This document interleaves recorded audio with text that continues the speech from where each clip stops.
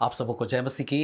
एक बार फिर से मैं जॉन मुर्मू दुमका से आप सभी का इस चैनल में आज के परमेश्वर के वचन के अध्ययन में आप सभी का पूरे हृदय से स्वागत करता हूं। और लगातार मैं प्रार्थना कर रहा हूं आप सभी के लिए, जितने भी लोग सुनते हैं, ताकि इस अध्ययन के द्वारा आप प्रभु में आगे बढ़ सकें।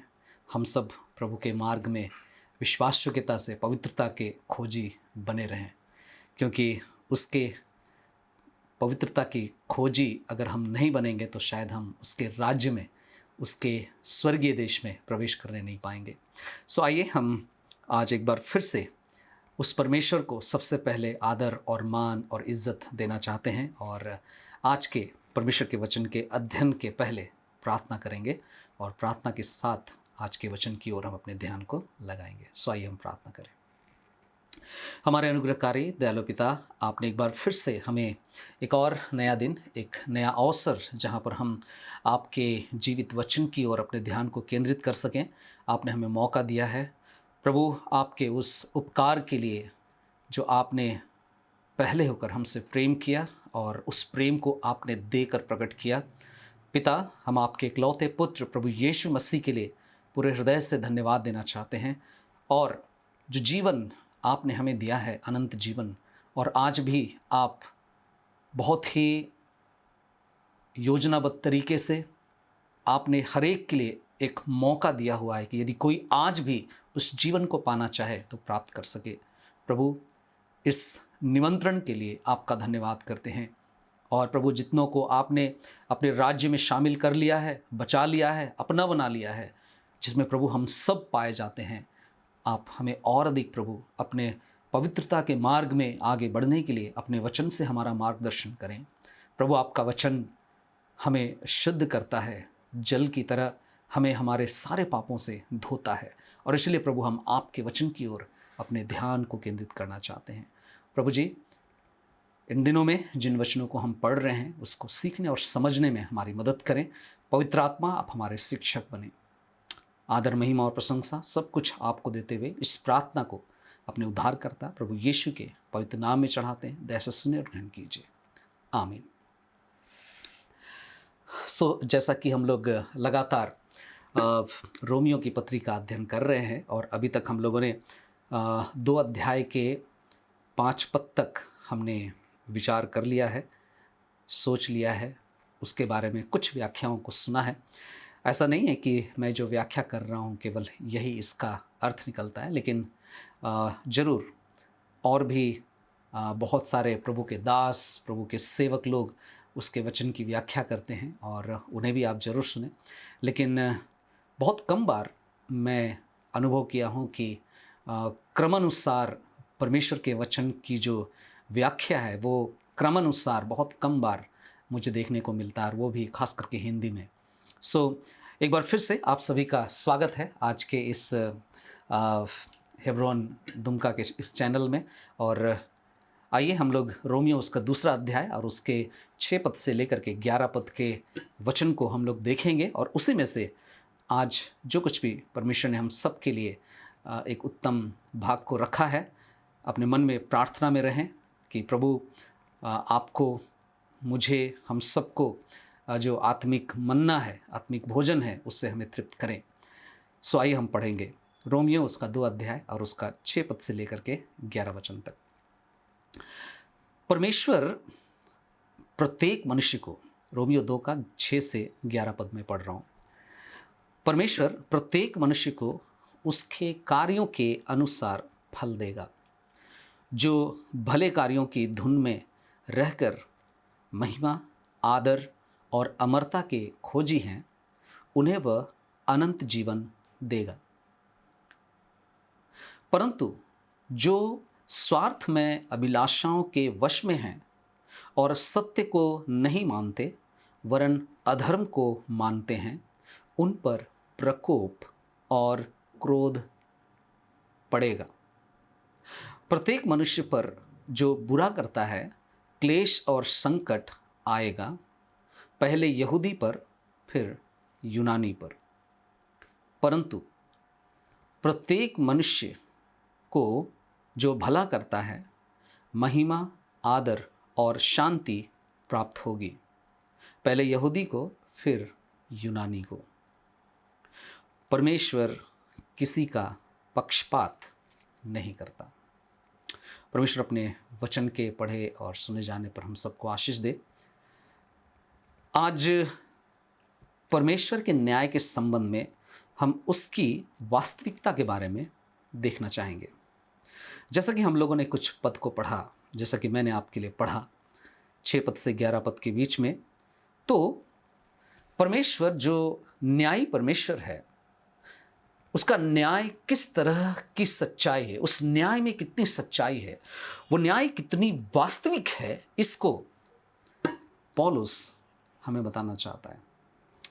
और वो परमेश्वर जरूर जिसने हमें बनाया है, हमसे प्रेम करता है, हमें एक मौका दिया, हमें अवसर दिया है कि इस दुनिया में हम 60, 70, 80, 90, 100, 105 इतने वर्षों को हम जिए। लेकिन उन वर्षों में उसकी इच्छा है, उसकी अभिलाषा है कि हम उसके लिए जीवन व्यतीत कर सकें, उसको महिमा दे सकें। जैसा कि हम बोलते हैं कि अगर किसी को कुछ जिम्मेदारी मिलती है, तो जिम्मेदारी तब मिलती है क्योंकि उसके पास उसके लिए अवसर है। और हमें इस बात को समझना होगा, इस बात को एक्सेप्ट करना होगा कि जो जीवन हमें मिला है, ये जीवन मेरे द्वारा मुझे नहीं मिला।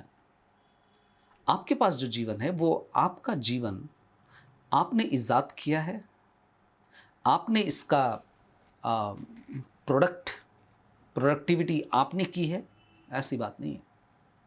इसका देने वाला परमेश्वर है। और अगर परमेश्वर ने इसे दिया है तो हमें तैयार रहना चाहिए कि एक दिन हमें इसका न्याय देना पड़ेगा, इसका लेखा जोखा देना पड़ेगा, इसका न्याय परमेश्वर करेगा। आज परमेश्वर के न्याय की वास्तविकता के बारे में हम 3 बातों को देखेंगे। जब हम 6 पद को पढ़ते हैं तो ऐसा प्रतीत होता है कि परमेश्वर कहता है कि ये जो न्याय जो है, इस न्याय की जो वास्तविकता है वो ये है कि परमेश्वर जब न्याय करेगा तो ये एक व्यक्तिगत रीति से करेगा। It is personal. ये न्याय व्यक्तिगत है। 6 पद कहता है परमेश्वर प्रत्येक मनुष्य को उसके कार्यों के अनुसार फल देगा। प्रत्येक मनुष्य को उसके कार्यों के अनुसार फल देगा। चाहे वो परमेश्वर के समीप आए हैं, परमेश्वर को जान पाए हैं या नहीं जान पाए हैं, चाहे वो चर्च के भीतर आते हैं या नहीं आते हैं, चाहे वो मसीही धर्म को मानते हैं या नहीं मानते हैं, हर एक मनुष्य को उसके कार्यों के अनुसार फल देगा। परमेश्वर का जो न्याय है वो एक व्यक्तिगत न्याय है। It is personal. और प्रत्येक व्यक्ति को तैयार रहना चाहिए कि हर एक जन, चाहे वो मैं हूँ, चाहे वो आप हैं, चाहे वो आपके रिश्तेदार हैं, चाहे दुनिया में जिनको हम देखते हैं, आज शायद उनके नाम बहुत बड़े बड़े हैं, शायद अखबारों में उनके नाम आते हैं या फिर नहीं आते हैं, चाहे वो एक्टर्स हैं, चाहे वो खिलाड़ी हैं, चाहे वो वगैरह वगैरह, जो कुछ भी हैं, प्रत्येक को उनके व्यक्तिगत जीवन के आधार पर, वो जो जीवन जीते हैं उसके आधार पर परमेश्वर उसका न्याय करेगा। प्रत्येक को अपने व्यक्तिगत जीवन के आधार पर न्याय मिलेगा। हाँ, यहाँ एक और बात भी है कि परमेश्वर जब न्याय करेगा तो वो आपको किसी और के लिए, आपको उसका न्याय नहीं सहना होगा। आपको किसी और के लिए न्याय नहीं मिलने वाला है। मतलब आप किसी और के पाप के लिए आप सजा नहीं प्राप्त करेंगे, दंडित नहीं किए जाएंगे। आपको किसी के लिए दंड ना तो चुकाना होगा और ना ही आपके ऊपर किसी के दंड का चुकता रहेगा। कपटी का न्याय या प्रत्येक पापी का न्याय उस आधार पर होगा जैसा उसके हृदय में उसने परमेश्वर के लिए समझ को रखा है या परमेश्वर को समझते हैं और परमेश्वर के साथ व्यवहार करते हैं। प्रत्येक मनुष्य जिस तरह से परमेश्वर के साथ न्याय करता है, परमेश्वर के साथ जीवन जीता है, परमेश्वर के साथ व्यवहार करता है, सच को मानना नहीं मानना, सच के खिलाफ रहना या उसके साथ रहना, ईमानदारी का जीवन जीना या एक बेईमानी का जीवन जीना, क्योंकि जीवनदाता परमेश्वर है। प्रत्येक व्यक्ति को उनके हृदय में जैसा वो परमेश्वर को समझते हैं, जैसा वो परमेश्वर के लिए जिस प्रकार का व्यवहार करते हैं, उसी के अनुसार परमेश्वर उनका न्याय करेगा। जब परमेश्वर न्याय करेगा तो परमेश्वर उनके हृदय के बारे में सब कुछ को जानता है, ये मालूम होना चाहिए। मैं शायद आपके बारे में नहीं जान सकता, आप शायद मेरे कई हृदय के विचारों के बारे में नहीं जानते होंगे, लेकिन परमेश्वर को, चाहे वो मेरी बात हो चाहे वो आपकी बात हो, हम में से प्रत्येक के हृदय में जो चल रहा है, जो चलता है, उसे पता है, वो सब कुछ जानता है। और जो वो मनुष्य के हृदय के बारे में जो कुछ जानता है, उसी के अनुसार वो न्याय करेगा। इब्रानियों की पत्री उसका 4 अध्याय और उसके 13 पद में कुछ इस प्रकार लिखा है। इब्रानियों की पत्री उसका 4 अध्याय का 13 वचन में, जिसको हमें लेखा देना है, उसकी दृष्टि में कोई भी प्राणी छिपा नहीं, उसकी आंखों के सामने सब कुछ खुला और नग्न है। परमेश्वर जिसे हमें लेखा देना है, हमें एक एक बात का लेखा देना है। इस दुनिया में हो सकता है हम बहुत ही रहस्यमय या गुप्त रूप से बनाए गए घर में, कमरे में हम शायद अपने आप को सेफ समझ सकते हैं, दुनिया की नज़र में, लोगों की नज़र में या अपने बैरी या दुश्मनों की नज़र में। लेकिन याद रखें, परमेश्वर जिसने सब कुछ को बनाया है, उसकी दृष्टि हर एक जगह पर रहती है। उसकी आंखों के सामने में सब कुछ खुला और नग्न है। वो बातें जो शायद हमारे मन में बनी हुई हो, हमने शायद किसी के साथ शेयर नहीं किया, वो अभी भी मन में बना हुआ है और उसके आधार पर हम जीवन जी रहे हैं। परमेश्वर को आदर देने के बजाय शायद परमेश्वर के खिलाफ हम जी रहे हैं। परमेश्वर को जो सम्मान, जो आदर, जो प्राथमिकता देना चाहिए, वो ना दे करके अपने जीवन में खुद को प्रसन्न करने के लिए, अपने स्वार्थ के लिए जिस जीवन को जी रहे हैं, हमें लग रहा है कि बंद है, किसी को नहीं पता, कोई नहीं देख सकता। परमेश्वर के सामने सब कुछ खुला और नग्न है। यिर्मयाह नबी की पुस्तक उसका 17 अध्याय और उसका 10 पद में इस प्रकार लिखा हुआ है। यिर्मयाह उसका 17 अध्याय और उसका 10 वचन, 17:10, मैं यहोवा हृदय की खोजबीन करता हूँ, मैं यहोवा हृदय की खोजबीन करता हूँ और मन को जांचता हूँ कि प्रत्येक को उसके चाल चलन के अनुसार और उसके कार्यों के फल के अनुसार बदला दूं। हमने जो कार्य किया है, हमारे जो कार्य के फल हैं, उसी के अनुसार हमें उसका बदला मिलने वाला है। So it is personal. परमेश्वर का जो न्याय है, उसकी जो वास्तविकता है, वो ये है कि वो व्यक्तिगत होगा। दूसरी बात जो हमें 7 पद से लेकर के 10 पद में मिलता है, रोमियो 2 अध्याय 7 से लेकर के 10 पद, मैं एक बार और आपके लिए पढ़ना चाहूँगा ताकि ये अच्छी तरह से हमारे दिमाग में बैठ जाए।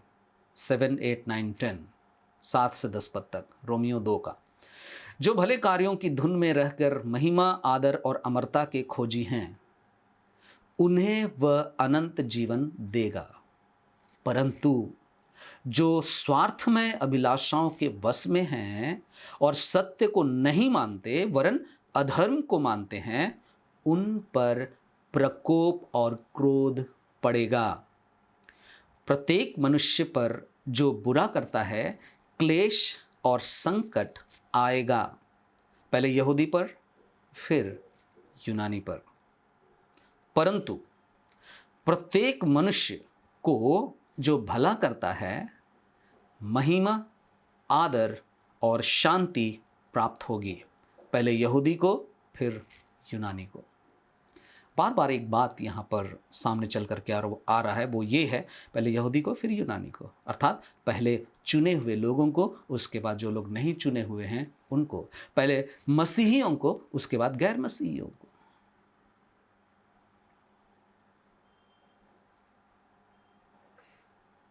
सात से 10 पद हमें बतलाता है, हमने अभी तक देखा, न केवल उसका जो न्याय है, जो उसकी वास्तविकता है, न केवल यह व्यक्तिगत है, बल्कि ये है उचित रीति से होगी। It is proper. उसका जो जजमेंट है, उसका जो न्याय है, परमेश्वर का न्याय है, वो ठीक रीति से होगा। उसमें किसी तरीके का मिलावट नहीं होगा, उसमें किसी तरीके का झाल झोल नहीं रहेगा। कहने का मतलब, जो सही रहते हैं, जो ठीक रीति से जीवन बिताते हैं और परमेश्वर को ढूंढते हैं, परमेश्वर को खोजते हैं, वे तो प्रभु की आशीष को पाएंगे।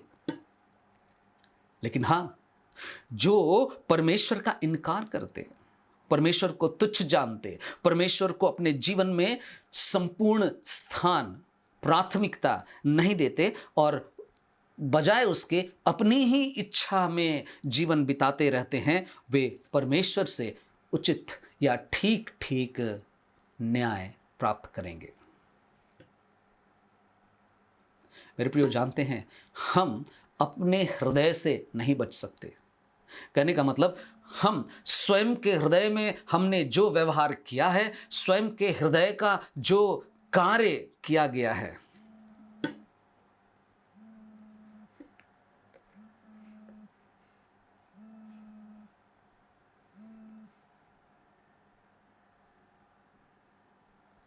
खुद के हृदय की वास्तविकता का जो फल है, उससे बचना आसान नहीं।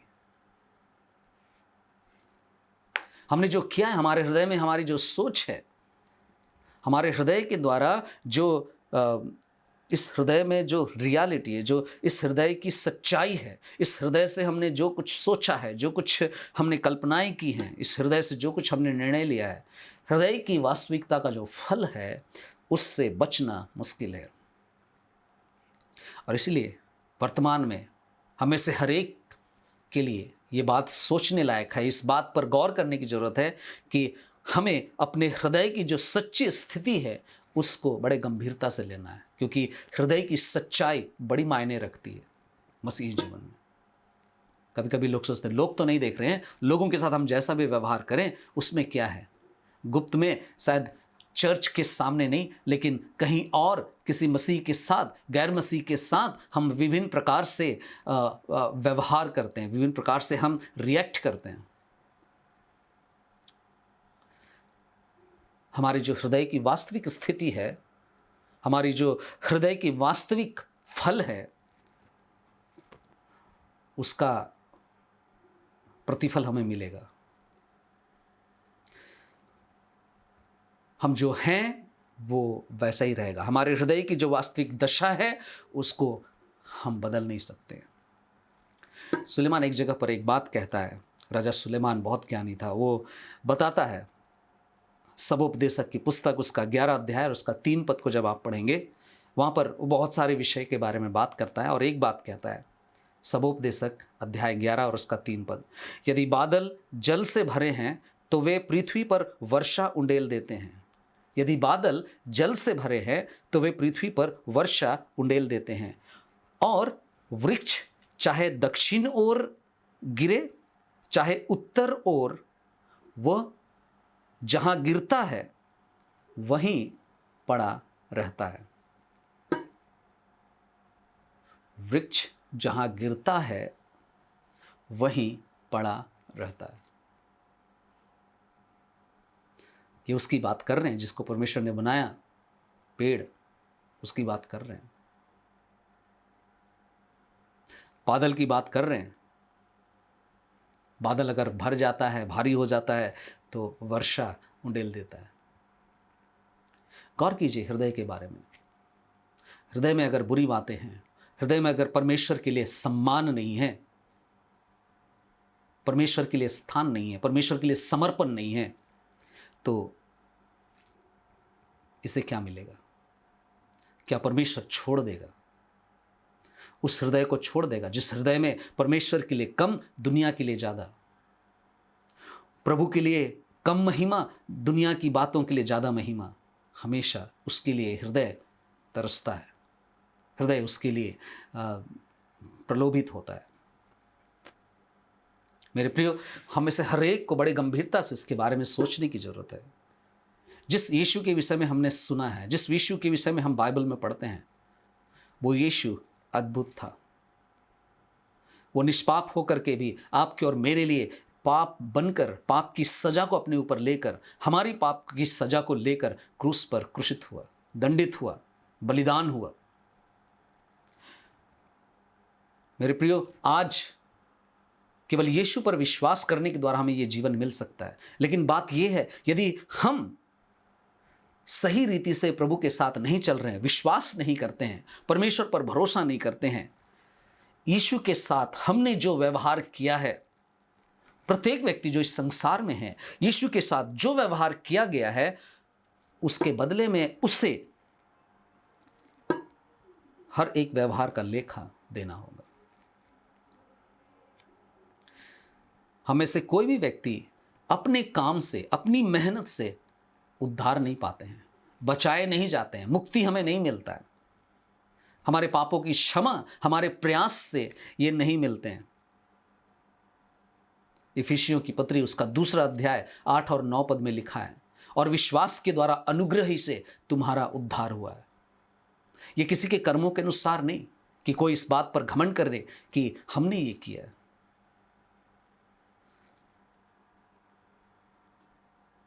हमारा उद्धार मसीह यीशु के द्वारा हुआ है।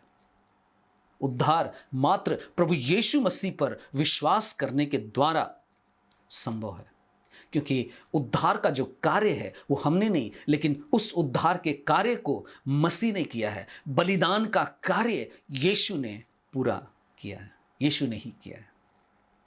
और इसलिए जब न्याय होगा तो न्याय भी ठीक रीति से होगा, उचित रीति से होगा। और इसलिए दोनों बात यहां पर कहता है कि जो बुरा करता है उस पर क्लेश और संकट आएगा, पहले यहूदी पर, फिर यूनानी पर। फिर उसके बाद कहता है कि जो भला करता है महिमा, आदर और शांति प्राप्त होगी, पहले यहूदी को, फिर यूनानी को। It is proper. उसका जो वास्तविक न्याय है वो उचित रीति से, ठीक रीति से होने वाला है। ना केवल उसका न्याय व्यक्तिगत है, पर्सनल, ना केवल उसका न्याय ठीक रीति से होगा, उचित रीति से होगा, प्रॉपर, बल्कि उसका न्याय सिद्ध है। It is perfect judgement. 11 पद को देखिए। 11 पद में बड़ा छोटा सा स्टेटमेंट, लेकिन बहुत ही पावरफुल स्टेटमेंट। वचन कहता है, परमेश्वर किसी का पक्षपात नहीं करता। क्यों ठीक रीति से न्याय करेगा? क्योंकि परमेश्वर किसी का फेवर नहीं लेता है, पक्षपात नहीं करता है। इसलिए यह सिद्ध है। कोई भी प्रभु से विशेष सेवा नहीं पा सकता है। वो जो चापलूसी करने वाली आदत होती ना, कभी कभी जब हम लोग देखते हैं बहुत सारे जगहों पर, यहाँ तक कि हमारे मसीही समुदायों में भी हम देखते हैं, लोग ना तेल लगाने का काम करते हैं, चापलूसी का काम करते हैं। चापलूसी काम नहीं आएगा।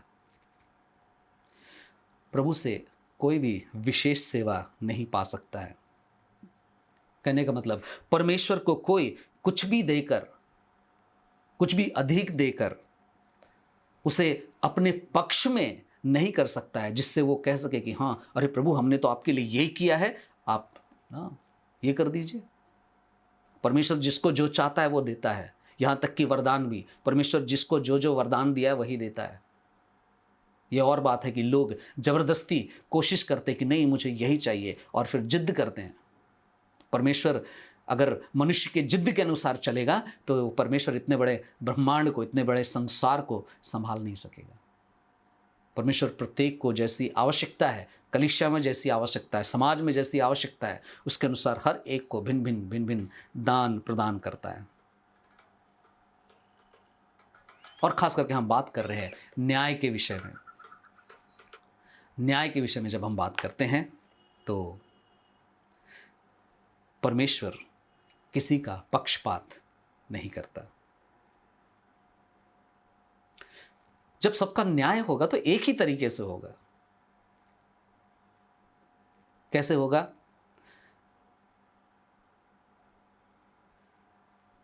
वो न्याय मेरा और आपका प्रभु यीशु मसीह के साथ इस पृथ्वी पर कैसा संबंध है, उसके आधार पर न्याय होगा। परमेश्वर सबको अवसर दिया है। आज इस दुनिया में, चाहे वो आप हो, चाहे मैं हूं, चाहे अब तक प्रभु यीशु मसीह नहीं आया है, परमेश्वर सबको अवसर दिया है। कहने का मतलब है कि वो परमेश्वर न्याय करने में दया को दिखा रहा है, अभी भी दिखाया है। परमेश्वर दया करने में, प्रेम करने में वो अब भी धीरज धरे हुआ है। लेकिन इसका मतलब ये नहीं है कि वो दया दिखाने में, प्रेम करने में पक्षपात करेगा। नहीं, वो चाहता है कि हम जाने इस बात को, उसका न्याय सच्चा है, उसका न्याय सिद्ध है। क्या आज हम खुद के जीवन को जांच सकेंगे? क्या हम जांचना चाहेंगे?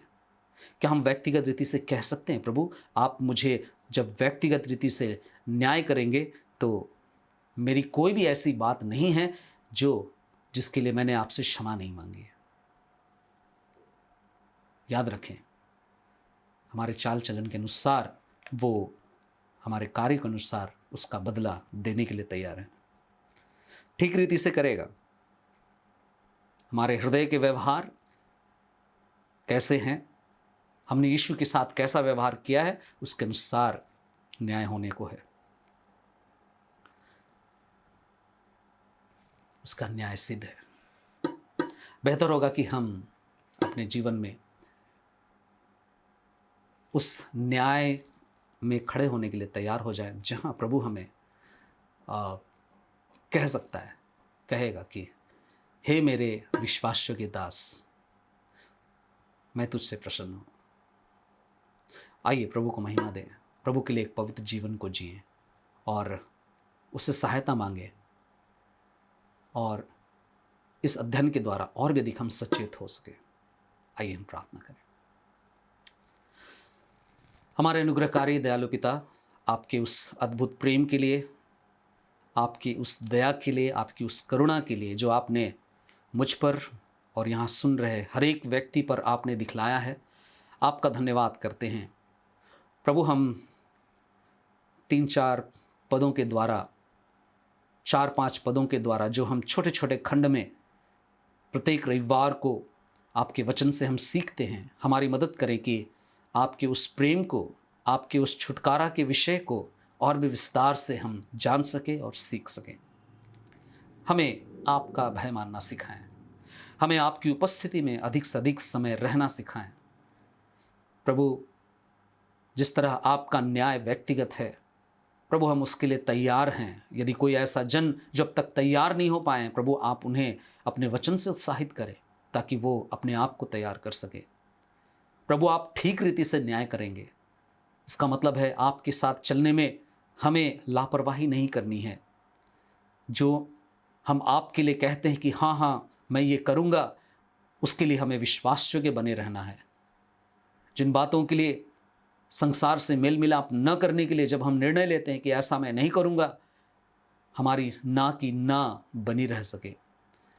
और प्रभु हम हमेशा याद रख सके कि आप एक सिद्ध परमेश्वर हैं, आपका न्याय भी सिद्ध है। हमारी मदद करें इस संसार में प्रभु, हम आपके लिए भय योग्य जीवन बिता सकें, आपको महिमा दे सकें, आपका आदर करने पाएं। प्रभु इस वचन की आप रक्षा करें जो आज हम सब ने सुना है, कहा गया है, इसे हम बार बार स्मरण कर सके और इस पृथ्वी पर भक्तिपूर्ण जीवन को बिताते हुए आपको आदर और महिमा देने पाएँ। सारी आदर, सारी महिमा आपको देते हुए धन्यवाद के साथ में इस प्रार्थना को अपने उद्धारकर्ता प्रिय प्रभु यीशु के पवित्र नाम में अर्पण करते हैं। दया से सुने और ग्रहण कीजिए। आमीन। अब हमारे प्रभु यीशु मसीह का अनुग्रह, पिता परमेश्वर का प्रेम और पवित्र आत्मा की सहभागिता हमें से प्रत्येक के साथ जितने आज वचन को सुने हैं अब से लेकर सदा तक होती रहे। आमीन। ओके, एक बार फिर से सबको जय मसीह की। प्रभु में बढ़िए, प्रभु के वचन में बढ़िए और जहाँ तक हो सके आइए हम इससे पहले कि प्रभु इस संसार में दोबारा आए हम अपने आप को तैयार रख सकें। मुझे उम्मीद है इन वचनों के द्वारा आप आशीष पा रहे हैं। यदि आप इसे सुन रहे हैं और आपको आशीष मिल रही है तो ज़रूर आप औरों तक भी ज़रूर इसे शेयर करें। ओके, धन्यवाद। एक बार फिर से जय मसीह की।